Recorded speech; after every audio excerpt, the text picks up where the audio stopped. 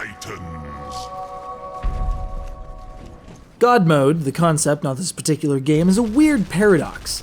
On the one hand, you're able to enact your will upon the game, engage in ludicrous gibs, poke around in places you never should be, and suffer no ill consequences whatsoever. On the other, it's really not even a game at that point. So I'm not sure what I was getting into with God mode, a third-person arena shooter that, to my eternal delight, doesn't take itself too seriously.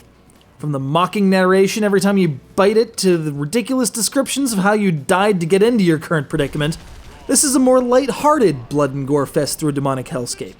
Before you think about trying to repair the old television, why not unplug it first? So you're already dead. But as you are of a disgraced bloodline cast from Mount Olympus, you get a chance to redeem yourself by navigating a maze in Hades and fighting for your survival. You're outfitted with 2 weapons, a submachine gun and a double-barreled shotgun by default, and a special power that can be activated when your rage meter maxes out. And then you go to town blasting, slashing, punching, and kicking your way through a mess of zombies, skeletons, harpies, ticked-off statuary, minotaurs, basically anything that'll bleed and some that won't. Each maze consists of a sequence of arenas that must be cleared out before moving onward, and each such arena is subject to a random modifier. It might be an EXP boost, it might be passive regeneration, it might be hats. One such effect randomly switches your gun every 10 seconds or so. In other words, exactly the kind of thing to annoy the no items Fox Only Final Destination crowd to no end. Or in other words, the kind of always changing experience that I'm totally down with.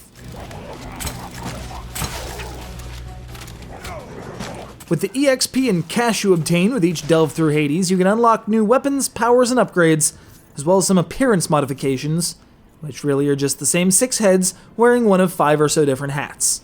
But if you're like me, that is to say a misanthropic bastard hermit, and want to get your feet under yourself in some solo runs before going online, well, prepare to get wrecked, because the game doesn't care that you're alone and will throw the full complement of hellspawn at you regardless.